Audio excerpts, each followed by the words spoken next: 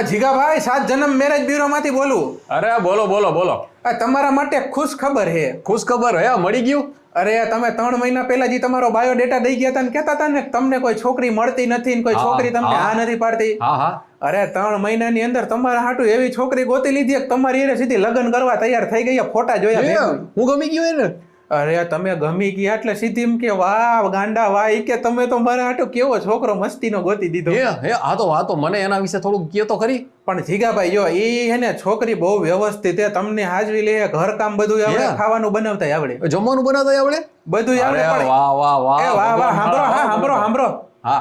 તમે લગ્નના દિવસે કે લગ્ન પછી એને ટેન્શન ન દેતા, નકર લગ્નના બીજા દિવસે એને નકર પછી બેસણું કરવું જોઈએ.